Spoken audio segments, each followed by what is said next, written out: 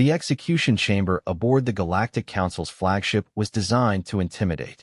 Crystalline walls pulsed with alien light, while representatives from 12 different species watched from elevated platforms. At the center, Ambassador Sarah Chun stood with her hands bound behind her back, her blue diplomatic uniform torn but her dignity intact. The human known as Sarah Chun has been found guilty of violating the sacred laws of non-interference, announced High Arbiter Zexthal, his voice echoing through translator implants across the chamber. The tall, spider-like being's multiple eyes fixed on the human woman below. The penalty is death by neural dissolution. Sarah raised her chin defiantly. I demand to speak with the human delegation. What I did was protect innocent civilians from genocide. If that violates your laws, then your laws are wrong. A collective hiss emanated from the alien observers. Several delegates began rapid, chittering conversations in their native tongues. The concept of questioning the sacred laws was unthinkable to most galactic species. Silence. Zexthal's voice boomed. You were warned that humanity's emotional nature made them unsuitable for galactic politics.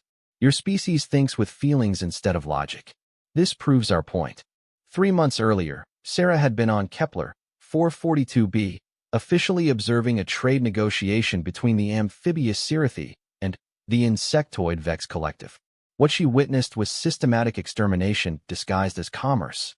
The Vex were using bioweapons to eliminate Sirathi colonies while claiming it was merely aggressive business practices. When Sarah transmitted evidence to Earth and publicly denounced the genocide, the Galactic Council moved swiftly. They declared her interference a violation of the sacred laws that governed all member species. Humanity, as the newest members of the galactic community, were expected to observe and learn, not interfere, in internal affairs. The neural dissolution will begin, Zexthal announced, gesturing to a hovering device that resembled a metallic jellyfish. Its tendrils sparked with electricity as it descended towards Sarah's head. You're making a mistake, Sarah said calmly, though her heart pounded. Humanity won't forget this. We don't abandon our own. Humanity will learn their place, replied Counselor Morth, a blob-like being whose voice gurgled through his translator. Perhaps losing their first diplomat will teach them humility. The neural dissolver made contact with Sarah's skull. Pain shot through her body as the device began breaking down her neural pathways. But, even as agony consumed her, she managed to speak one last time. Tell my people. Tell them what you did here. Tell them why. The device completed its work in 37 seconds. Sarah Chin's body crumpled to the floor as alien spectators nodded in approval. They had made an example of human arrogance. What they didn't know was that Sarah's final words had been transmitted through a hidden quantum communicator embedded in her diplomatic badge. Every word, every moment of her execution had been recorded and broadcast directly to Earth's Defense Council. High Admiral Marcus Webb sat in stunned silence in the Pentagon's secure briefing room, watching the transmission replay for the third time. Around the table, the most powerful military and political leaders of Earth struggled to process what they had witnessed. They killed her for trying to stop genocide, whispered Secretary of Defense Elena Rodriguez. They killed our ambassador for doing the right thing. Admiral Webb's jaw clenched as he watched Sarah's final moments again. He had known her personally, a brilliant diplomat who had volunteered for the dangerous assignment of representing humanity to species that viewed them as inferior newcomers. How do we respond? Asked General Kim, his voice barely controlled. The Galactic Council expects us to accept this. They think we'll bow our heads and apologize. President Harrison's face appeared on the main screen from Washington. Ladies and gentlemen, Sarah Chun died defending the principles that define us as human beings: compassion, justice, and the protection of the innocent. If the galaxy considers those traits weaknesses, then perhaps it's time they learned otherwise.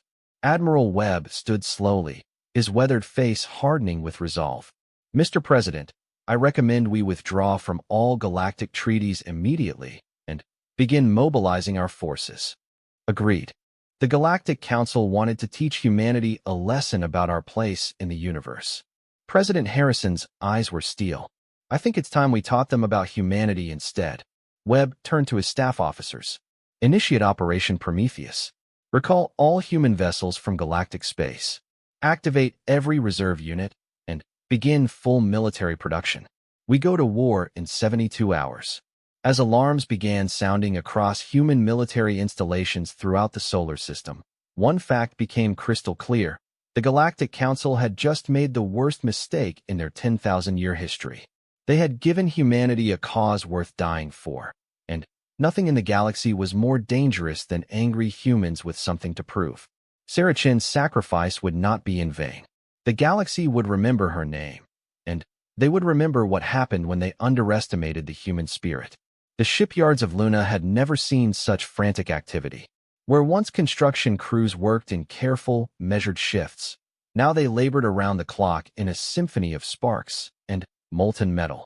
Admiral Webb stood on the observation deck of the primary construction facility, watching humanity's industrial might awaken like a sleeping giant. "Sir, the Titan-class dreadnoughts are ahead of schedule," reported Commander Lisa Park, her tablet glowing with production statistics. "The Singapore yards are launching 3 per week now. The orbital foundries are producing ammunition at 4 times normal capacity." Webb nodded grimly. Human industry had always been their greatest strength, even before they reached the stars. When Earth's nations had finally unified after the climate wars, their combined industrial capacity became something unprecedented in galactic history. Most alien civilizations took centuries to build a single capital ship. Humanity could construct a fleet in months. "What about the new weapons systems?" Webb asked. "The plasma lance batteries are testing beyond expectations.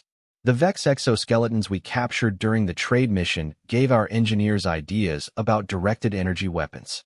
We're also deploying the gravity well generators on all major vessels." Webb allowed himself a small smile. The galaxy viewed humanity as primitives, barely worthy of junior membership in their council. They saw humans as emotional, chaotic, and technologically inferior. They had no idea that human chaos was actually rapid adaptation and innovation. Across the Sol system, similar scenes played out on every human world and station. Mars's underground factories churned out armor and infantry equipment. The asteroid mining platforms had been converted to produce raw materials for the war effort. Even civilian shipping companies had volunteered their vessels for military conversion. But the real surprise was happening in the outer system, where humanity's black projects had been hidden for decades. Captain Zhang Wei commanded the stealth ship Shadow's Edge as it approached the secret facility orbiting Neptune. To outside observers, the station appeared to be a simple research outpost. In reality, it housed humanity's most dangerous military secrets. "Docking complete, Captain," his pilot announced. "The package is ready for transfer." Zhang activated his personal communicator. "Admiral Webb, this is Captain Zhang. Operation Ghost Walker is confirmed. We have 47 cloaked infiltration vessels ready for deployment." Webb's voice crackled through the quantum link. "Outstanding. Deploy them immediately to monitor all major alien fleet movements. I want to know when they breathe, Captain." The cloaked ships were humanity's ace in the hole.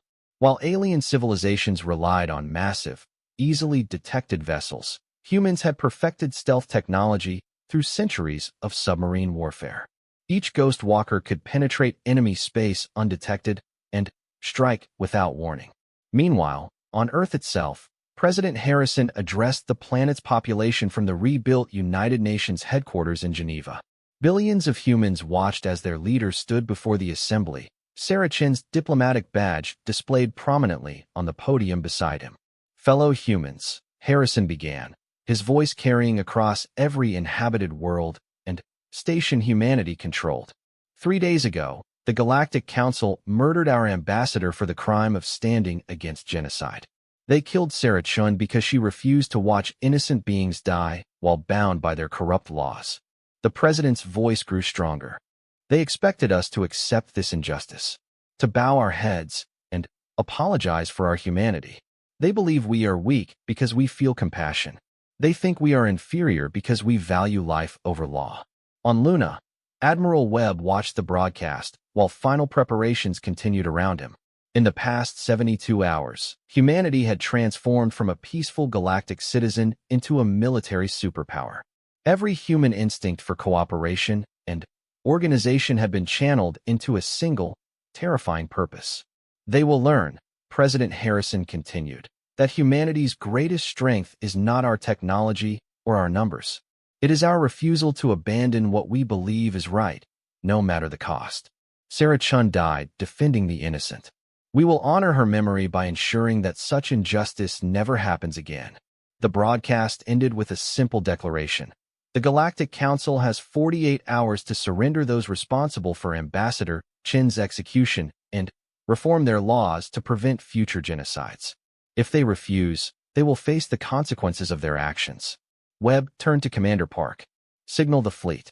Operation Prometheus enters final phase in 48 hours. All vessels are to maintain communication silence until further orders. Yes, sir. Admiral, the other human colonies are reporting similar readiness. New Tokyo's defensive platforms are fully armed. The Australian Mining Consortium has pledged their entire merchant fleet to logistics support. Good. Now we wait and see if the Council is wise enough to negotiate. Webb knew they wouldn't be. The galaxy's ruling species had grown complacent over millennia of unchallenged authority. They viewed diplomacy as weakness and compromise as defeat. They would reject humanity's ultimatum out of pride alone, which was exactly what Webb was counting on. As the hours ticked down, final preparations continued across human space. Families said their goodbyes. Soldiers checked their equipment one last time. Engineers made final adjustments to weapons that could crack planets. The galaxy had killed one human diplomat thinking it would intimidate the rest of humanity into submission. Instead, they had awakened something that had been sleeping since the ancient wars of Earth. They had reminded humanity that sometimes righteous anger was more powerful than any weapon in the universe. In 18 hours, they would learn what 8 billion angry humans could accomplish when they put their minds to it. The Galactic Council's response came exactly as Admiral Webb had predicted. High Arbiter Zexthal's message was brief and contemptuous. The Council does not negotiate with primitive species. Humanity will accept their place or face the consequences of their arrogance. Webb read the transmission aloud to his assembled fleet commanders via quantum link. Gentlemen, ladies, they've made their choice. Operation Prometheus is now active. God help them all. The first target was the Council's main fleet anchorage at Kepler Station, a massive military complex orbiting a gas giant in the Vega system. Intelligence reports indicated over 300 alien warships were stationed there, representing the combined naval might of 7 different species.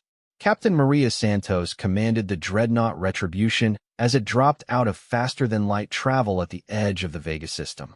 Around her, 49 other human vessels materialized simultaneously, their arrival synchronized to the microsecond. All vessels report ready, Captain, announced her tactical officer. Ghost Walker reconnaissance confirms enemy disposition unchanged.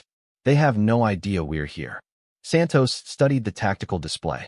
The alien fleet was spread across the system in what they considered a defensive formation, but, to human eyes, it looked like amateur hour. The aliens had arranged their ships by species hierarchy rather than tactical necessity, creating obvious weak points and communication gaps. Signal Admiral Webb. Phase 1 commencing. All vessels, execute Plan Achilles. What happened next would be studied in military academies for centuries. The human fleet didn't charge in like primitive barbarians as the Council expected. Instead, they demonstrated the tactical evolution of a species that had spent millennia perfecting the art of warfare. The attack began with the Ghost Walker stealth ships. 47 cloaked vessels had spent weeks positioning themselves throughout the Vega system, undetected by alien sensors. At Santos's signal, they struck simultaneously. The first alien ship to die was the Sirathi flagship Tide of Glory. The amphibious beings never saw the cloaked human destroyer that materialized directly beneath their vessel and fired a full spread of plasma torpedoes into their reactor core. The explosion was visible from 3 star systems away. Within 90 seconds, 17 major alien vessels had been destroyed by ships they never saw coming. The survivors began broadcasting panic signals in a dozen different languages, but their communications were already being jammed by human electronic warfare specialists. Phase 2. Execute, Santos ordered. The main human fleet emerged from the asteroid field where they had been hiding, approaching the station at maximum velocity. But Instead of the chaotic assault the aliens expected from primitive humans, they witnessed something that defied their understanding of human nature. The human ships moved like a single organism. Every vessel knew its exact role and position. When the alien defenders finally managed to organize a response, they found themselves firing at empty space, while human vessels appeared where they least expected. Captain Kim's destroyer squadron materialized behind the Vex collective battle group, using micro-jump technology that allowed precise, short-range teleportation. The insectoid vessels, designed for frontal assault, couldn't rotate quickly enough to engage the humans before plasma lances tore through their hulls. Enemy flagship attempting to escape, reported Lieutenant Johnson from the sensor station. The Zekthul command ship is moving toward the hyperspace jump point. Santos smiled coldly. Signal the hammer of justice. Captain Rodriguez, you're cleared for Operation Mjolnir. 3 light minutes away, Captain Rodriguez received the authorization he'd been waiting for. His vessel, the Hammer of Justice, was humanity's first experimental superweapon, a ship built around a single massive gravity-well generator capable of creating artificial black holes. Target acquired. Firing Mjolnir system. Space itself seemed to tear as the gravity weapon activated. A miniature black hole appeared directly in front of the fleeing Council flagship, its gravitational field so intense that the massive alien vessel was compressed to the size of a marble in 0.3 seconds. The psychological impact was immediate. Alien commanders who had fought wars across the galaxy for millennia found themselves paralyzed by terror. They had never seen weapons that could manipulate gravity itself. Their tactical doctrines, evolved over thousands of years, had no answer for human innovation. All enemy vessels in the primary defense grid are destroyed, reported Santos's tactical officer. Kepler Station is requesting surrender. Negative. Continue the assault. We're not here for half measures. The station itself was a marvel of alien engineering, a 30-kilometer structure that served as the Council's primary military headquarters. Its shields had been designed to withstand anything in the galactic arsenal. They lasted 14 minutes against human plasma lances. As the station's defenses collapsed, Admiral Webb's voice crackled across all human channels. All vessels, broadcast the following message to every alien frequency. This is Admiral Marcus Webb of the Human Defense Forces. Today you killed a brave woman who stood against genocide. Today you learn what happens when you murder those who fight for justice. This is just the beginning. The message was transmitted in 17 alien languages simultaneously. Within hours, it would reach every inhabited system in the galaxy. But Webb wasn't done. As Kepler Station burned behind them, the human fleet jumped to its next target, the Council's administrative center at Rigel Prime. The galaxy's rulers were about to discover that humans didn't just fight wars. They waged them with systematic efficiency that terrified species who had grown soft from millennia of easy victories. The first battle of the Human Galactic War lasted 6 hours and 42 minutes. When it ended, the Council's main fleet had been reduced to debris and scrap metal. Not a single human vessel had been lost. News of the victory spread through human space like wildfire. On Earth, Luna, Mars, and the outer colonies, populations erupted in celebration. But Admiral Webb knew this was just the beginning. The real test would come when the full might of the Galactic Council turned its attention to the upstart species that had just shattered their invincible fleet. In the depths of space, 47 Ghost Walker ships began moving toward their next targets. The galaxy's rulers were about to learn that humans had been preparing for this war long before Sarah Chen's execution. They just hadn't realized it yet. The emergency session of the Galactic Council convened on the fortress world of Arcturus Prime, the most heavily defended planet in known space. For the first time in 3,000 years, the ruling species of the galaxy felt fear. High Arbiter Zexthal's multiple eyes darted nervously around the chamber as holographic displays showed the devastating aftermath at Kepler Station. Where once 300 proud warships had anchored, only twisted debris remained. The psychological impact on the assembled delegates was palpable. "This is impossible," hissed Counselor Yith of the Serpent Dominion, her scaled form coiled in agitation. "The humans have been members for only 20 cycles. They lack the technology for such destruction." "Clearly they do not," rumbled general cracks of the Turian hegemony, his massive form bristling with barely contained rage. My fleet commanders report weapons unlike anything in our databases. Gravity manipulation, perfect stealth systems, coordinated attacks that suggest hive mind capabilities. Zexthal studied the tactical reports with growing dread. The humans hadn't fought like the chaotic barbarians the Council expected. Their assault had been methodical, precise, and terrifyingly effective. Worst of all, they had demonstrated technologies that shouldn't exist according to galactic science. "How did we miss this?" demanded Counselor Morth, his gelatinous mass quivering with indignation. "Our intelligence reports indicated primitive chemical rockets and basic nuclear weapons. Because they wanted us to miss it," Admiral Vextar clicked from her position at the tactical display. The insectoid's compound eyes reflected the burning wreckage of Kepler Station. This was a trap spanning decades. While we dismissed them as emotional primitives, they were building a war machine. The revelation was staggering.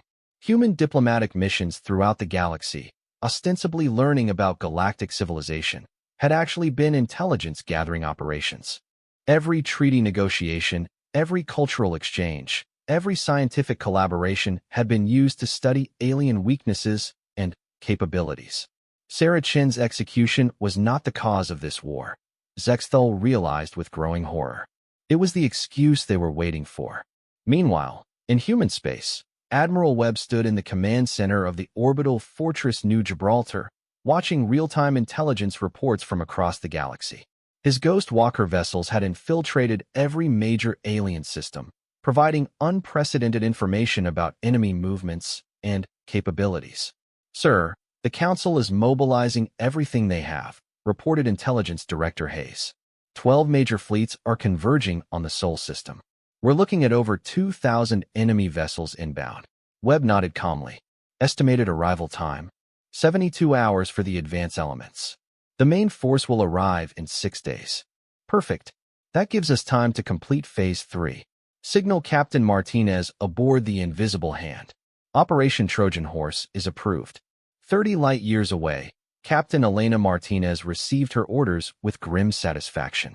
Her ship, disguised as a damaged human transport, limped toward the Centauri trade hub broadcasting distress signals. The massive commercial station served as a crucial supply depot for the gathering alien fleets. "Remember, people," Martinez addressed her crew, "were desperate refugees fleeing the human war machine. Play your parts well." The deception was perfect. The station's alien controllers, eager for intelligence about human capabilities, welcomed the survivors with open arms. They had no way of knowing that the Invisible Hand's cargo hold contained 50 fusion charges, each capable of cracking a small moon. As Martinez's team infiltrated the station's critical systems, similar operations unfolded throughout the galaxy.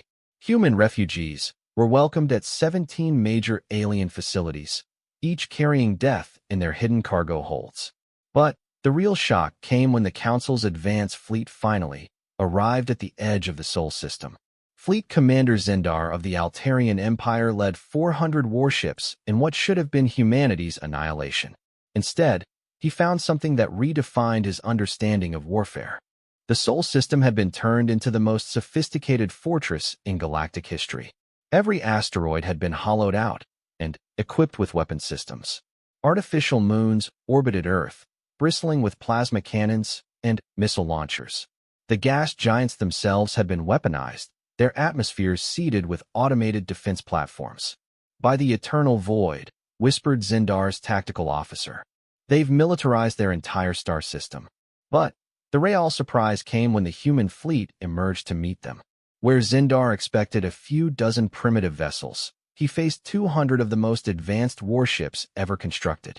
Each human ship was equipped with technologies that shouldn't exist: gravity weapons, perfect cloaking systems, and shields that seemed to absorb rather than deflect energy.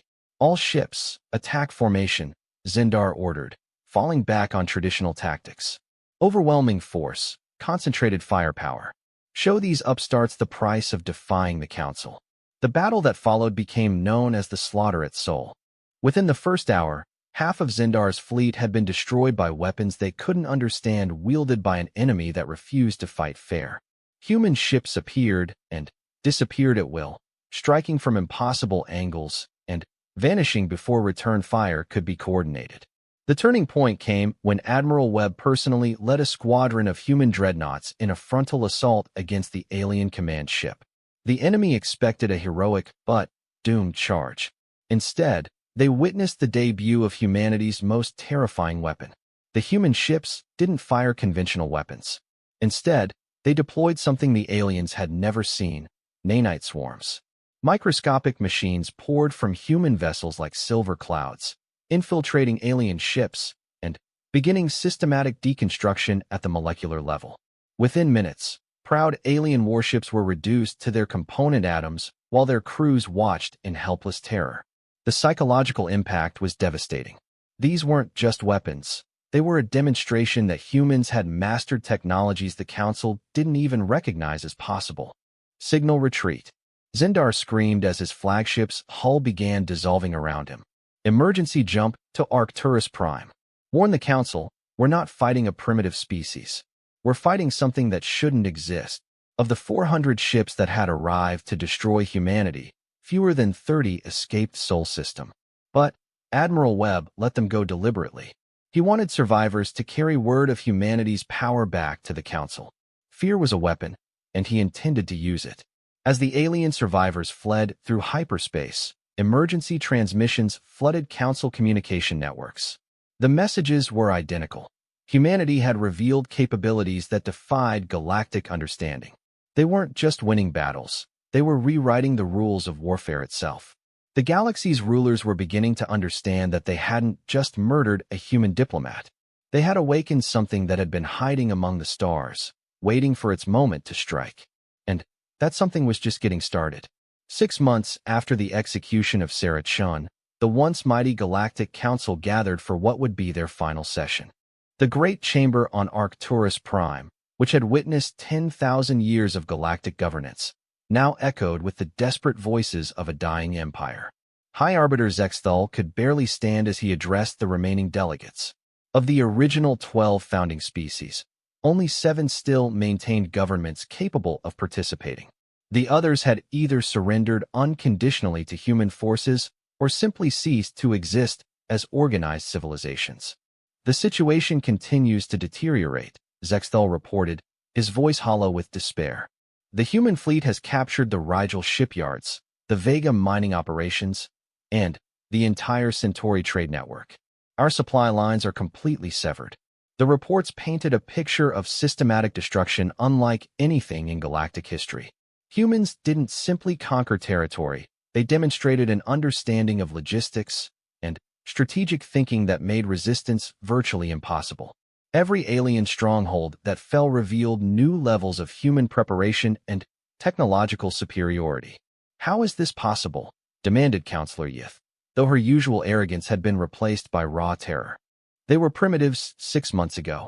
Primitives. Admiral Webb answered her question from the main tactical display, his image broadcast into the Council chamber itself. The human fleet had penetrated Arcturus Prime's defensive perimeter so thoroughly that they could transmit directly into the enemy's most secure facility. Counselor Yith, Webb said with cold politeness, we were never primitives. We were patient. For 50 years, every human diplomat, every trade representative, every cultural attaché was gathering intelligence about your capabilities and weaknesses. You dismissed us as emotional children while we studied you like insects under a microscope.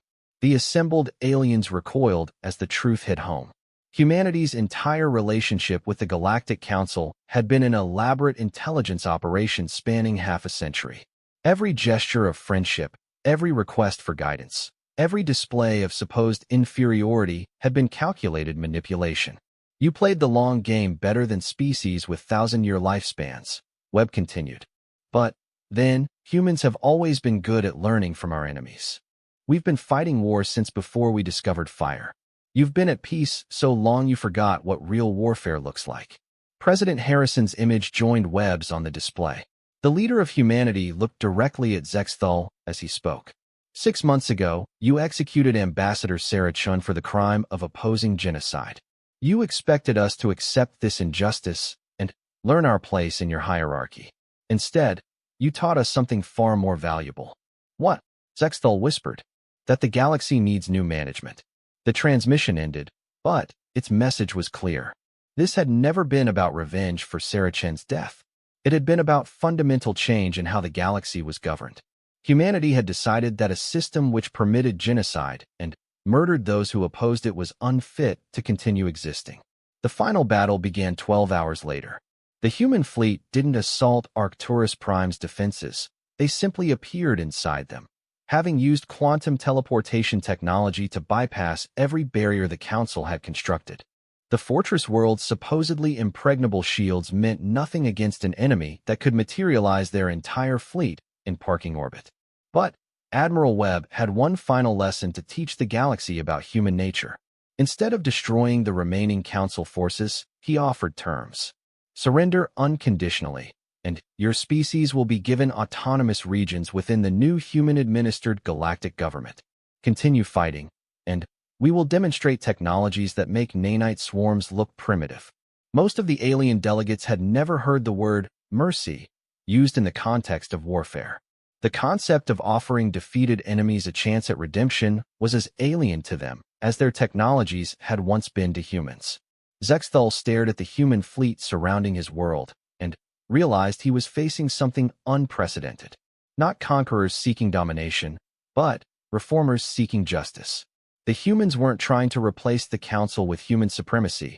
They were trying to build something better. "What are your terms?" he asked, his pride finally broken. President Harrison's response would be remembered as the moment galactic civilization entered a new age. The new Galactic Federation will be governed by principles of justice, equality, and protection of the innocent. Every species will have representation based on population and contribution, not military power. Genocide will be treated as the ultimate crime, and any being who stands against injustice will be protected, not executed. The surrender ceremony took place in the same chamber where Sarah Chun had been sentenced to death. Her diplomatic badge, recovered from the execution site, was placed at the center of the new Federation's founding document.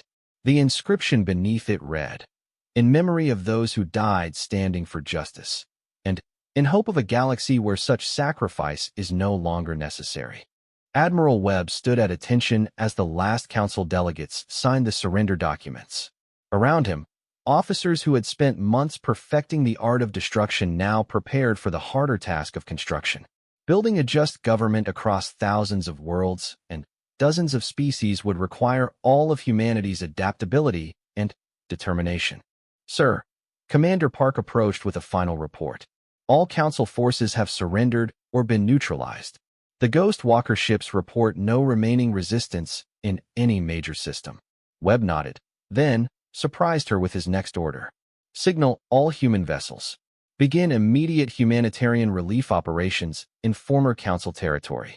Medical supplies, food distribution, infrastructure repair, everything we can spare. These beings have been under authoritarian rule for millennia.